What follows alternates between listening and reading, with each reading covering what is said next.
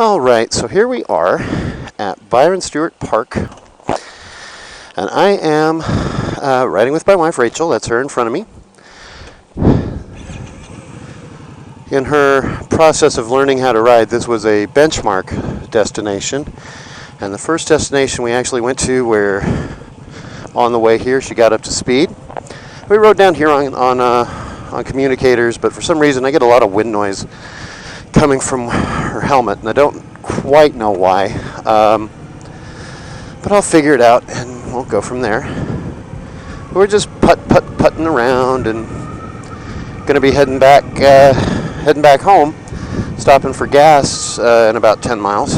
But Rachel has a blog called rachelhuntblogspot.com that I'll link in the description to this video, and I'll put a little thing up on the screen, hopefully right now. Ta-da! There it is.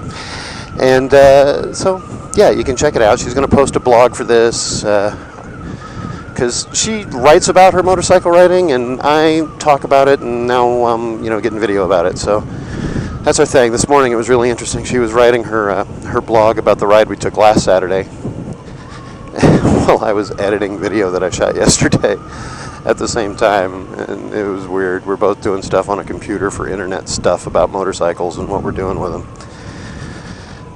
Neither one of us are experts. Rachel's been riding for a couple of months, and I've been riding for a little less than a year. So anything that I say, don't take as advice. But we have learned some things since having these motorcycles, and there's some things that anybody who's thinking about riding should do or should know before they really get going. And I'm not going to talk about all the stuff that the expert people are better to listen to. I mean, if you want to know about which motorcycle is going to be the best motorcycle for you, there are people who know more about motorcycles than me that you can listen to. If you want to know skills and stuff about how to ride, there are better and more experienced people to listen to. But there are some other things besides what motorcycle to get and what gear you should get and skills and all of that. I mean, I can just say take a motorcycle safety foundation class. That's what we did.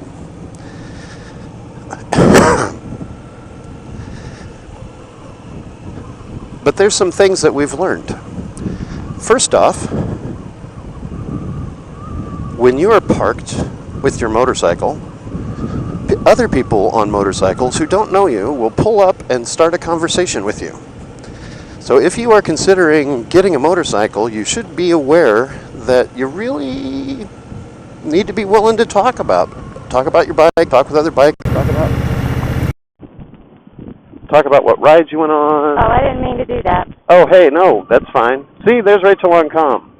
Hi. How you doing? Good. I went to turn my music up, and I accidentally turned on the comm instead. And you bumped the jog dial? Yeah, I did. That's okay. We're not going fast enough to get a whole lot of extra wind noise right now. All right, good. So what's going on? Oh, it's going okay. Watch this little red car. Do-do-do-do-do-do. There we go. All right, I guess we should go around, like, counterclockwise for this thing? Well, kind of missed that turn already, so... Well, I'm assuming that they expect you to go counterclockwise. Maybe that's... It doesn't say it. Yeah, probably. Just me making it up, I guess. But you see where it's at up there, right? Yeah, I see it. Okay. I'm gonna see if I can, bump the comm again. Okay. And not mess up the recording. All right. So, no, am I still recording? Yes, I'm still recording. Ha ha ha ha ha ha ha ha. Dang it, I was hoping to do this so that I didn't have to edit, and because editing takes a while. It wouldn't be hard to do the cut. It's the process of rendering the video that takes forever. Because I'm working off of like a 4-year-old MacBook. And this is just a little snaky road that she saw some guys on bicycles on, and wanted to check it out. And the big mud puddles and stuff. So what was I talking about? Oh yeah. So you'll be a people person, at least with other bikers, at least with other motorcyclists, because they'll come up, they'll talk to you about what rides you've been on. They'll talk to you about your motorcycle. So you should definitely learn what your motorcycle is. About a year ago, when I was,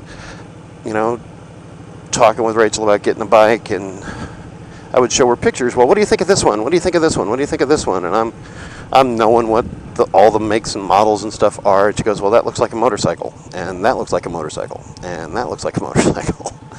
And I showed her the Honda that she's on right now, that little CTX 700N that she's riding. So what do you think of this? She says, well, it looks like a motorcycle.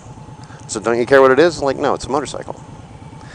And now that she's interested in riding, she knows more about them and can recognize different kinds of bikes as we're going around. I'm at the point where I can pretty much pick out what kind of bike a cruiser is when it's coming the other way, because those are the motorcycles that I'm interested in and all of that. I still have a hard time telling sport bikes apart and supermotos. Adventure bikes, I can recognize a Beamer, I can recognize a Versus, but anyway, you need to know. Hi guys. You need to know what kind of motorcycle you have, because they'll say, hey, what is that? What year is it? Well, how big's the engine? These are things you know. They'll also ask what kind of fuel mileage you get, so you should track your fuel mileage and stuff. With Rachel's bike, it's easy because it's got a trip odometer, and it's got a gas gauge, and you reset the trip, and all of that stuff. And I've got a trip odometer too. I don't have a gas gauge, but when I get gas, I calculate my miles per gallon, and that Honda up there gets about anywhere from 58 to 65 miles per gallon, and on my Scout, I'm somewhere between. The worst I've gotten is about 42, and the best I've gotten is 50, 51. So it depends on how hard I'm riding it. So we're getting up close to the main part that Rachel's readers are going to be interested in. We're going to be getting onto Freeway, which is, and she's got her music on, so she's bopping around. Yeah, bop, bop. Don't know what it is. And she's listening to the music in her headphones through her Bluetooth. So see, no copyright issues. These aren't the droids you're looking for. But just a few minutes ago, she got on the freeway for the first time, right over here, right next to us. This is, it's not an interstate, it's a U.S. highway, and up in a few miles it stops being a freeway, but right now it's a freeway. And it's very low traffic. There's not a whole lot of cars on it, ever. I've never really seen this highway in this section of it have a lot of cars on it. Up a few miles it's very busy, but right here it's not. And to where we're taking our exit, it's not. And it's a good training ground. So this is Rachel's first ever day that she's been on a freeway. This is not really her first trip on the freeway. She took about 4 miles on our way to the park that we just left.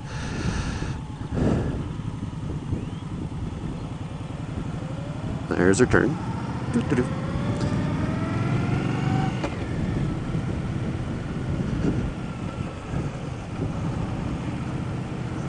Okay.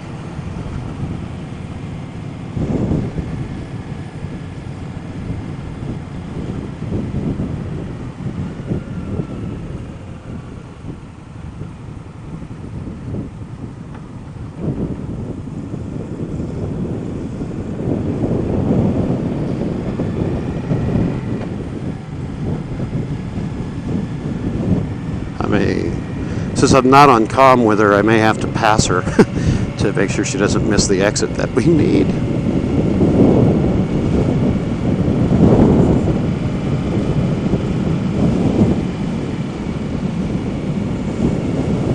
But here we go. Here's the on-ramp. Doo-doo-doo.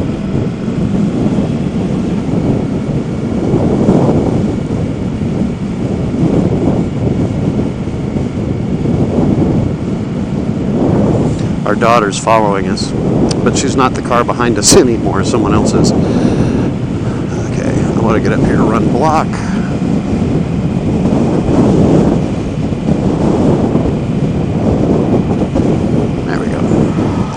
now she can come over, knowing that I'm the only one behind her, and there we go. And I'll get back into position, and there we have it. Something else that new riders need to think about when you're talking about getting a motorcycle is you've got to change some of your habits from driving around in a car or a truck. Unless you've already got a cup holder on your handlebars, you're not going to be able to take sodas with you for the road.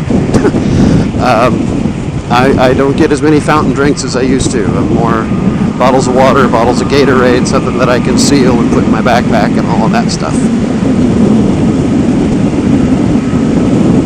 Doing 70 and not gaining on her. So this is Rachel's new top speed.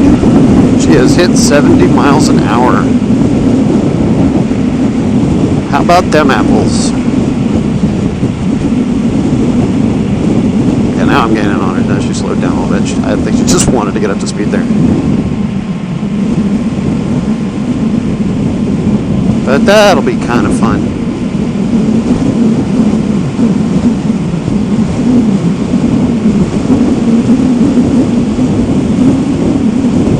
Here comes the thing. Do I need to... We got one more exit before we get off of this freeway. Is she going to remember it? Because if we don't make this exit, we'll be destined to go into a very busy part of the road. Much busier. It's just one more exit up the road than we take.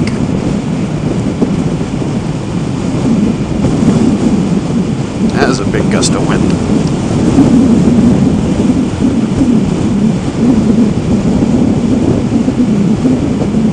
So yeah, no cup holder. No fountain drinks. Order what you can eat, because leftovers, not a good idea in a backpack. You know, no doggy bags, unless you really are truly giving the food to your dog, because the dog's not going to care, but your backpack's going to get messed up.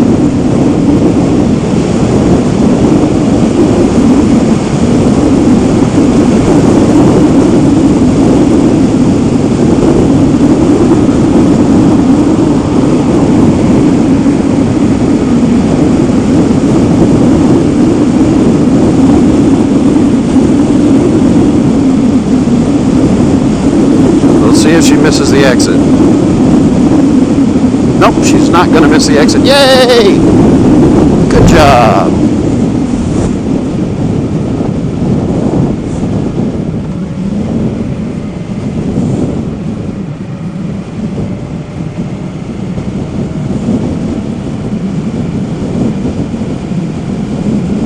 And there we go. There's Rachel on the freeway.